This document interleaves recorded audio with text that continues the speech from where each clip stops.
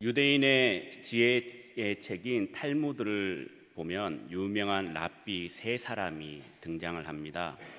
힐렐, 요하난, 벤자카이, 아키바 이렇게 세 사람인데 그 중에 힐렐이 가장 유명한 랍비입니다. 힐렐은 가난했지만 하나님의 말씀을 늘 사모했고 낮에는 일하고 밤에는 성사학교에서 공부를 했습니다. 하루는 번 돈의 절반을 수업료로 이렇게 지출이 되었지만 그는 공부하는 것이 너무나도 즐거웠죠. 어느 추운 날 겨울 안식일 첫날, 그날은 수업료를 내지 못해서 학교에 들어가지 못하게 되자 몰래 지붕으로 올라가 창밖에서 그들의 수업 내용을 경청하였습니다. 힘들게 일을 하고 밤에 수업을 듣는데 얼마나 힘들고 또 배고프고 또 졸릴까요? 추워지기도 하니까 슬슬 정신이 잃어버리고 그 자리에서 잠이 들고 말았던 것입니다. 그리고 내리는 눈에 의해서 힐렐이 눈에 덮어버렸습니다.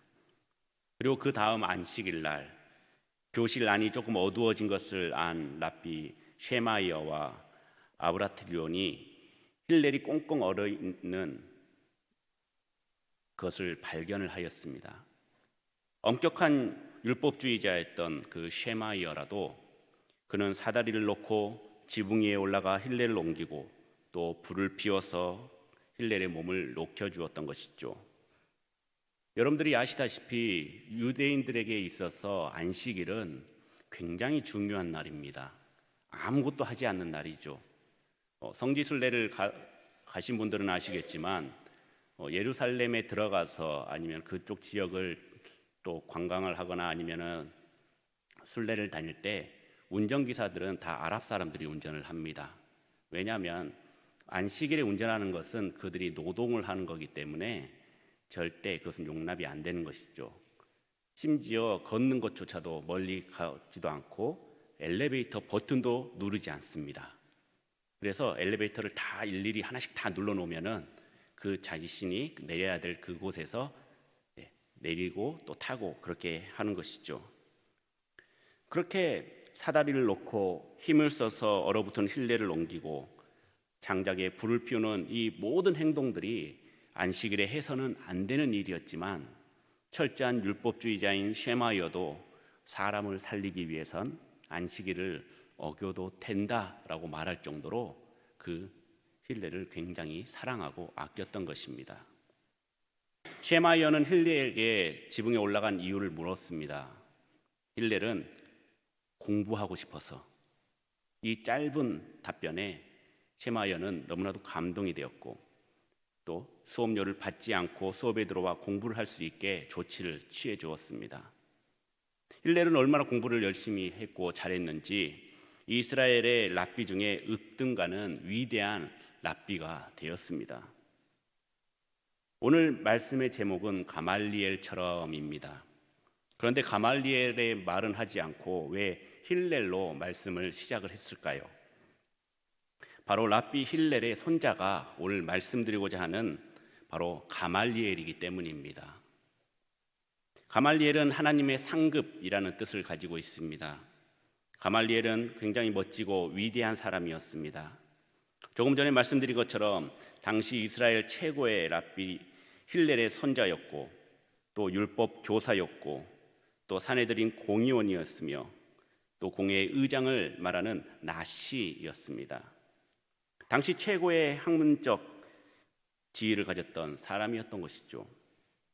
그래서 가말리엘을 대랍비 또는 최고의 랍비라는 의미의 라반이라는 그런 호칭을 가진 최초의 랍비가 되었습니다. 그리고 결정적으로 공회원들을 중재하여서 사도들을 위기에서 구해준 사람입니다. 하나님의 섭리 가운데 선을 이루려는 역사가 일어났던 것이죠. 오늘 우리에게 들려지는 말씀을 통해서 우리도 어떠한 상황 속에서 우리를 위기에서 건져주시는 하나님의 능력을 깨닫고 또 피할 길로 인도하시는 하나님을 아는 귀하고 복된 시간이 되길 주님의 이름으로 축원합니다. 그렇다면 어떻게 피할 길을 우리에게 제시하고 나타날 수 있을까요? 그것은 먼저 하나님의 섭리를 통해서 나타납니다. 위기의 사도들에게 하나님의 놀라운 역사가 일어났던 것이죠. 우리 33절 말씀을 우리 함께 봉독하겠습니다. 그들이 듣고 크게 노하여 사도들을 없이 하고자 할세. 아멘. 사내들인 공회는 사도들의 변론을 들은 후에 크게 노해서 사도들을 없애고 싶어 했습니다. 없앤다라는 것은 사형 판결을 내려서 돌로 쳐 죽이려는 것을 말하는데, 특히 사두개인들이 주축이 된 대제사장들은 사도들이 자기들을 메시아를 죽인 자로 정죄하고 또 나아가 자기를 죽인 그리스도께서 만왕의 왕과 만주의 주가 되셨다는 그 사실을, 그 소식을 듣고 크게 화를 내고 노했습니다. 베드로의 설교를 들은 많은 백성들은 다 마음에 찔려서 회개하였는데 그 수가 3,000명이나 되었다고 성경 말씀에 기록되어 있지 않습니까? 그런데 종교 지도자들은 회개했다라는 내용이 전혀 언급되어 있지 않습니다. 이들은 죄에 완전히 장악당해서 그 진리 자체이신 예수 그리스도를 십자가에 못 박아 죽였고, 이제는 그 진리를 선포하는 예수님의 제자들까지, 사도들까지 분노하여 없애고자 했던 것입니다. 우리가 복음을 전파할 때 사람들의 반응은 제각각입니다. 먼저는 즉시 회개하고 주님을 영접하는 자가 있습니다. 또는 조롱하는 자들도 있습니다. 그리고 참 좋은 말씀이네요 하면서 수긍을 하지만 변화되지 않는 자들도 있습니다. 심지어 싫으면 안 들으면 되는데, 피하면 되는데, 오늘 본문의 사내들인 공회처럼 극대노하고 복음 전파하는 성도들을 위협하는 자들도 있습니다. 사내들인 공회는 사두개파와 바리새파 두 당파가 주요 구성 멤버였습니다. 매일매일 싸우고 그리고 매일매일 사상이 달라서 그렇게 서로 으르렁대고 있었지만 단 한 번 서로의 마음이 맞은 적이 있었습니다. 그것은 바로 예수님을 십자가에 못 박기 위해서 회의를 할 때였죠. 이때 말고는 종교적인 색채가 너무나도 달라서 같이 있을 수 없는 대립구도를 늘 보여왔습니다. 사두개인은 부활이나 내세와 같은 문제에 대해서는 둔한 자이고 부정하고 극히 현실적인 자들이었습니다. 사회적으로 볼 때는 사두개인들은 바리새인들보다 더 엘리트였고 또 귀족 출신이었습니다. 더 부유하고 더 강력한 지휘권을 가지고 있었던 것이죠. 제사장과 대제사장들은 거의 대부분 사두개인들이었고 공회에서도 다수의 의석을 차지하고 있었습니다. 그러다 보니까 공회에서 회의하는 그런 것들, 결정하는 모든 것들이 다수에 의해서 결정되는 일이 많이 있었죠. 바리새인들은 보통의 노동자들을 대표했습니다. 그리고 대중의 존경을 받고 있었습니다. 그리고 부활 사상과 하나님의 율법 수행에 충실한 자들이었습니다.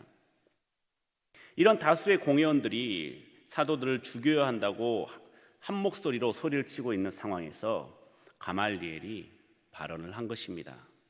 우리 34절 말씀을 우리 함께 읽겠습니다.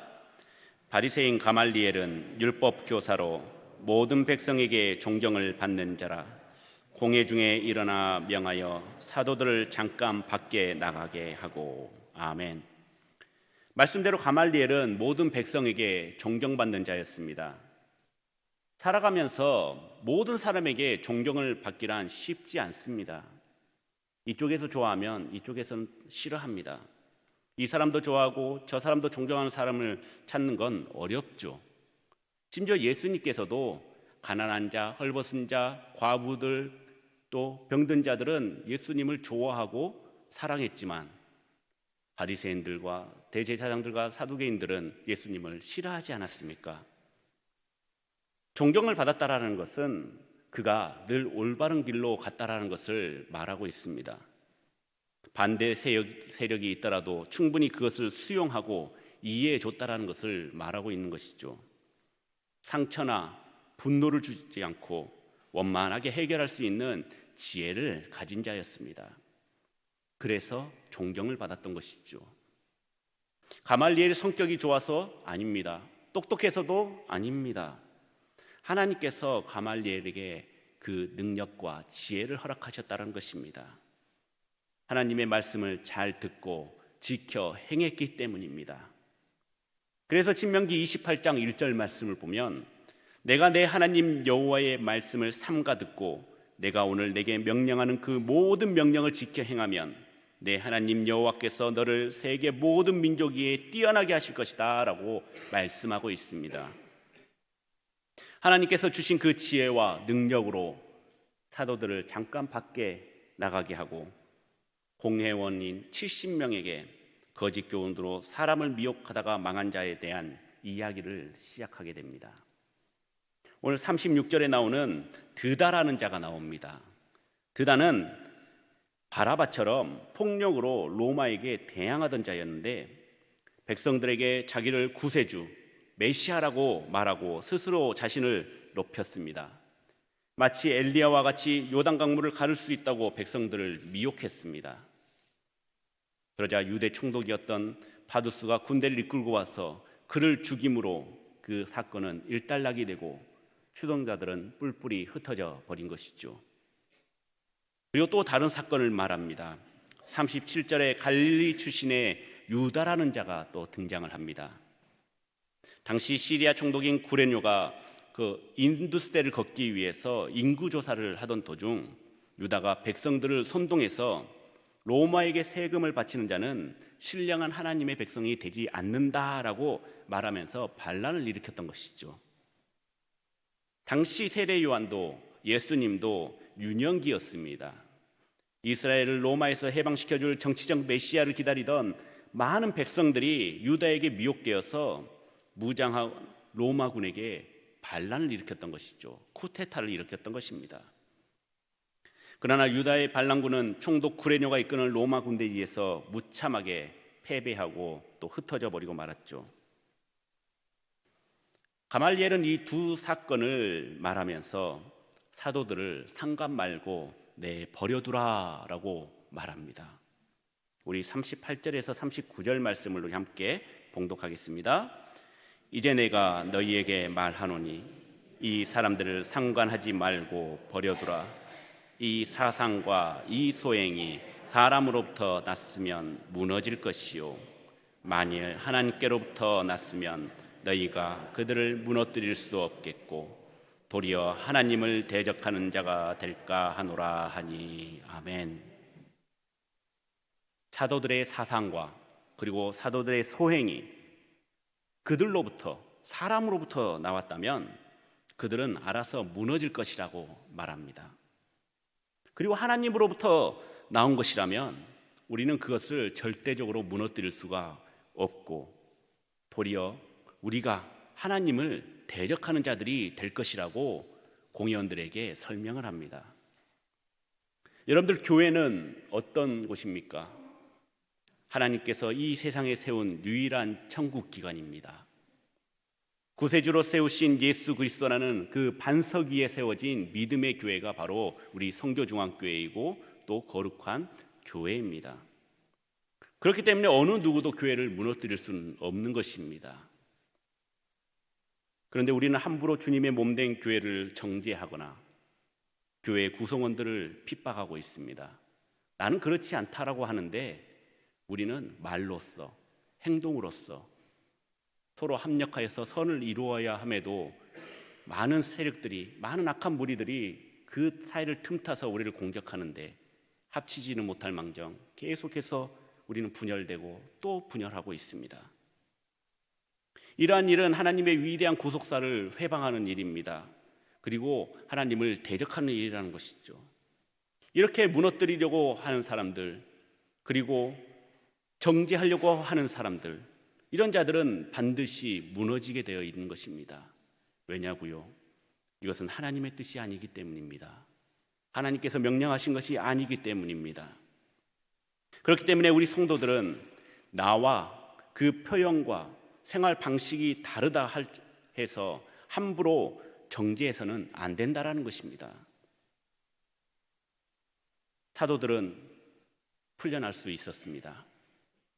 가말리엘의 말처럼 그들을 놓아준 것이 좋겠다, 그 말을 옳게 여겼다라고 얘기했는데 그냥 보내주지 않았습니다. 공감은 했지만 그래도 이자들을 그냥 보내서는 안 된다라는 그런 말에 채찍을 맞았던 것입니다. 몇 대 맞고 풀려난 것이 아니라 40에 한 대 감한 매를 맞았던 것입니다. 저는 어렸을 때 회초리를 많이 맞았습니다. 저희 어머니께, 저희 아버지께 잘못하면은 말로 설명이 안 되면은 회초리를 맞았는데 몇 대 맞을 거야 물어봅니다. 저한테. 그러면은 한 대요. 그러면은 굉장히 화를 많이 내고 5대 정도 합의를 봅니다. 그러면은 딱 맞으면은 막 난리 부르스를 칩니다. 막 으악 하면서 막 방을 막 팔짝팔짝 뛰면서, 그러면 좀 짠해서 한 3대 정도 맞고 그냥 멈추게 하는데 제 동생은 그걸 악을 쓰고 기를 쓰고 버팁니다. 그러니까 더 괘씸해서 더 맞았습니다.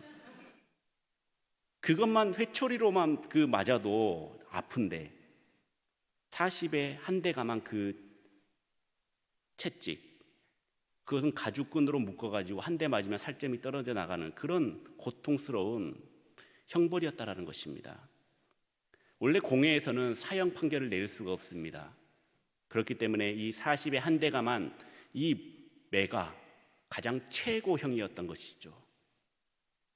그리고 예수님의 이름으로 말하는 것을 금지시켰습니다. 앞에서도 한 번 더 얘기했지 않습니까? 예수 그리스도 복음을 전하지 말아라. 그런데도 불구하고 사도들은 복음을 전했습니다. 그리고 이번에도 똑같이 얘기했습니다. 예수 그리스도 이름을 입 밖에 내지 말아라. 그런데 그들은 이것을 치욕스럽게 생각하지 않았습니다. 그리고 네, 알겠습니다. 다시는 내가 예수 그리스도의 이름을 입 밖에 내지 않겠습니다 하지 않았습니다. 오히려 더 기뻐했습니다. 능욕받는 일에 합당한 자로 여김을 받았다라는 것이죠. 믿는 자로서 이 고난이 당연한 것으로 받아들이고 기쁨으로 즐겁게 받아들였다라는 것입니다. 치욕과 고난과 부끄러움, 그리고 또 심지어 법적 잘못이 아닌 주님의 이름을 위해서 믿음을 지킨 자의 상급이었기 때문입니다. 예수 그리스도라는 그 이름을 위해서 자신의 고통과 그리고 치욕과 순환까지도 기뻐하면서 이겨냈던 것이죠. 그리고 더욱더 담대하게 예수 그리스도를 가르치고 전도하기를 멈추지 않았던 것입니다. 사랑하는 성도 여러분, 오늘 본문은 가말리엘이라는 그 율법 교사로 인해서 사도들이 죽음에서 구원을 받을 수가 있었습니다. 하나님의 상급이라는 이름답게 율법주의에 사로잡힌 계파를 비판하는 어느 정도 자율적으로 입장을 내비친 인물이 바로 가말리엘입니다. 그리고 실제로 유대교의 율법을 완화시켜서 유대인들의 사상을 조금 더 자유롭게 만드는 자가 바로 가말리엘이었습니다. 이 가말리엘의 영향으로 인해서 초대 기독교인들은 복음 사역을 하는데 많은 도움을 받게 되었습니다. 가말리엘의 죽음 이후에 유대인들은 이렇게 얘기합니다. 가말리엘의 죽음과 함께 토라에 대한 경외도, 순결과 절제도 모두 함께 소멸해 버렸다. 얼마나 위대한 자였기에 이렇게 표현을 했을까요? 그만큼 가말리엘은 시종일관 충실하고 고결한 삶을 살았던 것이죠. 가말리엘의 뛰어난 지식, 그리고 그 선하고 충실한 고결한 삶, 이것은 제자들에게 그대로 전달되었습니다.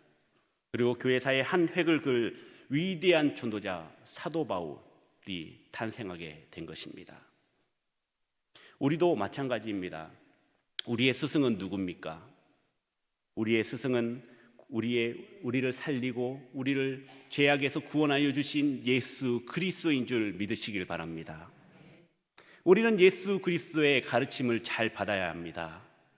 이 성경에 나와 있는 것처럼, 성경에서 우리에게 말씀하고 있는 것처럼 그 말씀대로 행한다면 우리는 청출어람이 되는 것입니다. 물론 우리는 예수님보다 더 위로 올라갈 수는 없습니다. 하지만 예수님께서 우리가 열심을 다해서 말씀을 읽고 또 깨우치고 신앙이 계속해서 업그레이드 된다면 하나님, 예수님께서는 분명히 우리를 보고 기뻐하실 거라는 것입니다. 제자가 잘 되는데 질투하는 선생님이 어디 있겠습니까? 너무나도 잘했다, 조금 더 열심히 하자, 응원해 주시지 않겠습니까? 우리는 세상에서 가장 뛰어난 주님의 자녀로서 그분의 말씀을 우리가 듣고 늘 묵상하고 기도하면서 우리가 가야 할 길을 묵묵히 걸어가야 하는 것입니다. 조급해하시지 마시기 바랍니다. 격양되지 마시길 바랍니다. 인내하시길 바랍니다. 참으시길 바랍니다. 하고 싶은 말이 있더라도 조금 아껴두시길 바랍니다. 경건한 생활을 늘 지키며 이 교회의 공동체 안에서 늘 합력하여서 아름다운 선을 행하는 우리 믿음의 성도님들이 되시길 주님의 이름으로 축원합니다.